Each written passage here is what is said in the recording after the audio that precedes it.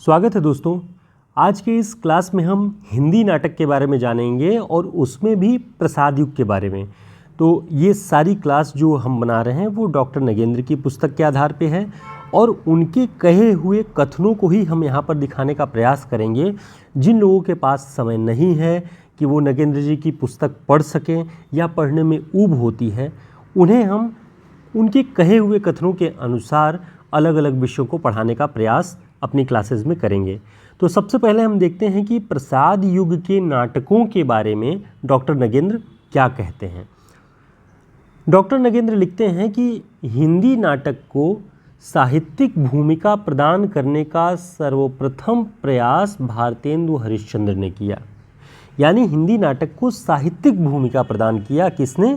भारतेंदु हरिश्चंद्र ने। अच्छा, साहित्यिक भूमिका अगर प्रदान किया तो उसके पहले कौन सा रूप था? तो उन्होंने लिखा कि उनके पूर्व साहित्यिक नाटकों का अभाव था। पारसी नाटक कंपनियों द्वारा अभिनीत नाटक असाहित्यिक और कुरुचिपूर्ण हुआ करते थे। ये डॉक्टर नगेंद्र लिख रहे हैं परिचय के रूप में भारतेंदु के दौर के नाटकों के बारे में। वे लिखते हैं कि साहित्यिक भूमिका अगर किसी ने हिंदी नाटकों को दिया तो भारतेंदु हरिश्चंद्र ने दिया, और जो पारसी नाटक कंपनियां इसके पहले नाटक अभिनीत कर रही थी वो सब असाहित्यिक और कुरुचिपूर्ण थे। आगे देखें भारतेंदु हरिश्चंद्र ने क्या काम किया था। भारतेंदु हरिश्चंद्र ने अव्यावसायिक रंगमंच की परंपरा को स्थापित किया। यानी इसके पहले जो पारसी थिएटर जो नाटक कर रहे थे वो असाहित्यिक और कुरुचिपूर्ण हुआ करते थे, ठीक।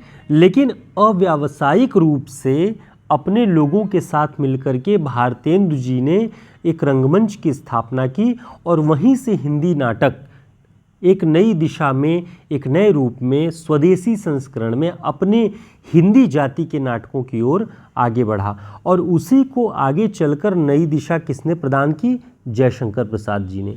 जयशंकर प्रसाद जी ने जिस तरह से ऐतिहासिक नाटकों को लिखा, आप सभी जानते हैं, चाहे ध्रुवस्वामिनी हो, चंद्रगुप्त हो, स्कंदगुप्त हो, ये सारे ऐतिहासिक नाटक जब वो रचते हैं तो उन्होंने रंगमंच की में एक नई परंपरा को स्थापित किया। कैसे किया ये भी अगर आप ध्यान देंगे तो जो भी नाटक रचे जाते हैं वो मंचों पर जब उनको दर्शाया जाता है या उसका अभिनय होता है तो प्रसाद जी के नाटक ऐतिहासिक हैं। कोई दृश्य नदी के तट का है, कोई पहाड़ों का है, कोई युद्ध के मैदान का है। तो इस तरह के कई सारे दृश्य जो कि रंगमंच पर नहीं दर्शाए जा सकते वो भी जयशंकर प्रसाद जी ने लिखा। तो ये बात यहाँ से आई कि भारतेंदु जी के बाद एक नई दिशा में नाटकों को ले जाने का प्रयास जयशंकर प्रसाद जी ने किया।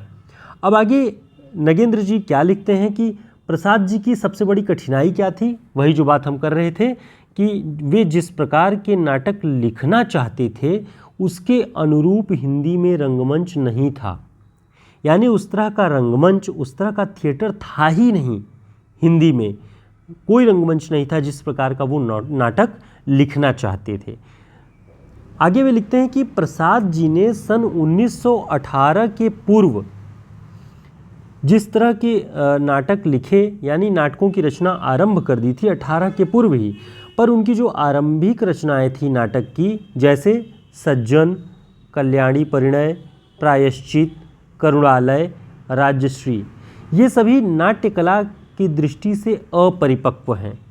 ये डॉक्टर नगेंद्र जी लिखते हैं कि शुरुआत की उनके जो ये नाटक थे, सज्जन, कल्याणी परिणय, प्रायश्चित, करुणालय और राजश्री, ये सभी नाट्यकला की दृष्टि से अपरिपक्व थे। यानी ये सारे नाटक लिखते वक्त जयशंकर प्रसाद जी अपने नाटकों की दिशा तलाश कर रहे थे। वे अपने नाटकों का मार्ग खोज रहे थे, इसलिए इन्हें अपरिपक्व नगेंद्र जी ने कह दिया। लेकिन ऐसे कौन से नाटक थे जिनकी वजह से उन्हें ख्याति प्राप्त हुई और वो परिपक्व और गंभीर नाटकों की श्रेणी में आए, उसका भी नाम हम यहाँ पर देखेंगे। दोस्तों, इस तरह के सभी नोट्स आपको हमारे हिंदी साहित्य के शॉर्ट नोट्स में मिल जाएंगे जो परीक्षाओं की दृष्टि से आपके लिए काफ़ी उपयोगी होंगे। और लगभग सभी परीक्षाओं, टीजीटी, पीजीटी की परीक्षा हो, असिस्टेंट प्रोफेसर या यूजीसी नेट की किसी भी स्टेट की परीक्षाएं हों, उनके लिए आचार्य रामचंद्र शुक्ल, बच्चन सिंह और डॉक्टर नगेंद्र की पुस्तक के आधार पर हमने ये नोट्स तैयार किया हुआ है। आप चाहें तो इसे PDF फॉर्म में या प्रिंट बुक में, दोनों में हमारे इस व्हाट्सएप नंबर पर संपर्क करके ऑर्डर कर सकते हैं। देखते हैं कि ऐसे कौन से नाटक थे जिनसे उन्हें ख्याति मिली और हिंदी नाट्य साहित्य का वैभव बढ़ा। उन नाटकों के भी नाम आपको ध्यान रखने हैं। ठीक, जिन नाटकों के माध्यम से उन्होंने हिंदी नाट्य साहित्य को विशिष्ट स्तर और गरिमा प्रदान की, उनमें था विशाख 1921, सन भी ध्यान रखिएगा, अजातशत्रु 1922, कामना भी जयशंकर प्रसाद जी का नाटक है। इसका रचना काल तो 1923-24 है, ये नगेंद्र जी ने लिखा है, लेकिन इसका प्रकाशन 1927 में हुआ। यानी प्रसाद जी ने इसे लिख लिया था 1923-24 में, लेकिन इसका प्रकाशन 1927 में हुआ। जन्मेजय का नागयज्ञ ये 1926 ईस्वी में है। स्कंदगुप्त 1928 में है। एक घूंट 1930 में, चंद्रगुप्त 1931 में और ध्रुवस्वामिनी 1933 में। ये सारी नाटक जयशंकर प्रसाद जी की गरिमा में, उनकी प्रतिष्ठा में वृद्धि करते हैं और परिपक्व नाट्य साहित्य कहे जा सकते हैं, और इन्होंने ही हिंदी नाट्य साहित्य को भी समृद्ध किया है।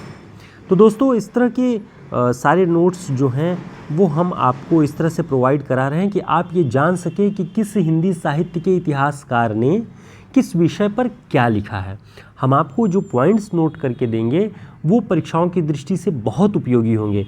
ऑब्जेक्टिव क्वेश्चंस भी हम वो भी सीरीज़ लेकर के आएंगे, लेकिन हमारा पहला प्रयास है कि छोटी छोटी कक्षाओं के माध्यम से आप ये जान पाएँ कि डॉक्टर नगेंद्र प्रसाद युग के बारे में क्या लिखते हैं, शुक्ल जी प्रसाद युग के बारे में क्या कहते हैं, या डॉक्टर बच्चन सिंह क्या कहते हैं। सभी के मतों को जानने से एक दृष्टि बनती है और आपके लिए समझना और याद करना भी बहुत सारी चीज़ों को आसान हो जाएगा।